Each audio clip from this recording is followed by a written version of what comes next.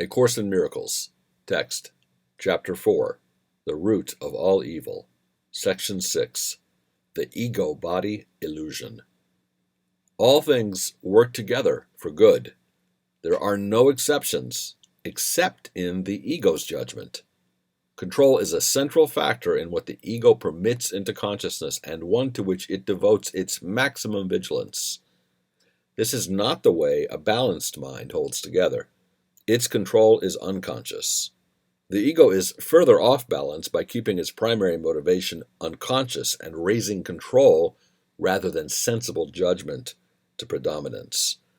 The ego has every reason to do this according to the thought system which gave rise to it and which it serves. Sane judgment would inevitably judge against the ego and must be obliterated by the ego in the interest of its self-preservation. A major source of the ego's off-balanced state is its lack of discrimination between impulses from God and from the body. Any thought system which makes this confusion must be insane. Yet this demented state is essential to the ego, which judges only in terms of threat or non-threat to itself. In one sense, the ego's fear of the idea of God is at least logical, since this idea does dispel the ego. Fear of dissolution from the higher source, then, makes some sense in ego terms.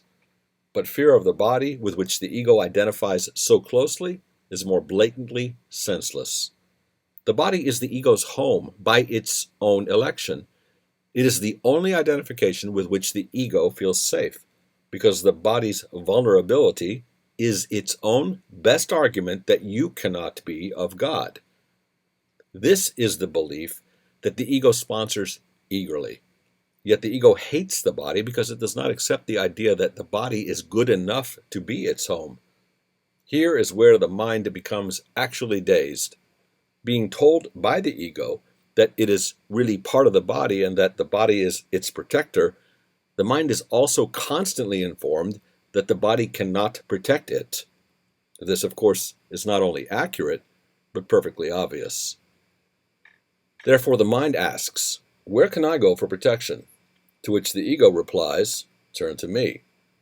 The mind, and not without cause, reminds the ego that it has itself insisted that it is identified with the body, so there is no point in turning to it for protection. The ego has no real answer to this because there is none, but it does have a typical solution. It obliterates the question from the mind's awareness. Once unconscious, the question can and does produce uneasiness, but it cannot be answered because it cannot be asked. This is the question which must be asked. Where am I to go for protection? Even the insane ask it unconsciously, but it requires real sanity to ask it consciously. When the Bible says, "Seek and ye shall find," it does not mean that you should seek blindly and desperately for something you would not recognize.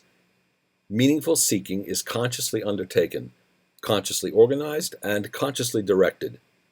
The goal must be formulated clearly and kept in mind. As a teacher with some experience, let me remind you that learning and wanting to learn are inseparable. All learners learn best when they believe that what they are trying to learn is of value to them. However, values in this world are hierarchical, and not everything you may want to learn has lasting value. Indeed, many of the things you want to learn are chosen because their value will not last. The ego thinks it is an advantage not to commit itself to anything that is eternal because the eternal must come from God. Eternalness is the one function which the ego has tried to develop but has systematically failed. It may surprise you to learn that had the ego wished to do so, it could have made the eternal because as a product of the mind, it is endowed with the power of its own creator. However, the decision to do this, rather than the ability to do it, is what the ego cannot tolerate. That is because the decision, from which the ability would naturally develop, would necessarily involve accurate perception, a state of clarity which the ego, fearful of being judged truly, must avoid. The results of this dilemma are peculiar, but no more so than the dilemma itself. The ego has reacted characteristically here as elsewhere because mental illness, which is always a form of ego involvement, is not a matter of reliability as much as of validity. The ego compromises with the issue of the eternal just as it does with all issues that touch on the real question in any way. By compromising in connection with all tangential questions, it hopes to hide the real question and keep it out of mind. The ego's characteristic busyness with non-essentials is for precisely that purpose. Consider the alchemists' age-old attempts to turn base metal into gold. The one question which the alchemist did not permit himself to ask was, "What for?" He could not ask this because it would immediately become apparent that there was no sense in his efforts, even if he succeeded. If gold became more plentiful, its value would decrease, and his own purpose would be defeated. The ego has countenanced some strange compromises with the idea of the eternal, making many odd attempts to relate the concept to the unimportant in an effort to satisfy the mind without jeopardizing itself. Thus, it has permitted minds to devote themselves to the possibility of perpetual motion, but not to perpetual thoughts. Ideational preoccupations with problems set up to be incapable of solution are also favorite ego devices for impeding the strong-willed from making real learning progress. The problems of squaring the circle and carrying pi to infinity are good examples. A more recent ego attempt is particularly noteworthy. The idea of preserving the body by suspension, thus giving it the kind of limited immortality which the ego can tolerate, is among its more recent appeals to the mind. It is noticeable, however, that in all these diversionary tactics, the one question which is never asked by those who pursue them is, "What for?" This is the question which you must learn to ask in connection with everything your mind wishes to undertake. What is the purpose? Whatever it is, you cannot doubt that it will channelize your efforts automatically. When you make a decision of purpose, then you have made a decision about your future effort, a decision which will remain in effect unless you change the decision. Psychologists are in a good position to realize that the ego is capable of making and accepting as real some very distorted associations. The confusion of sex with aggression and the resulting behavior, which is perceived as the same for both, serves as an example.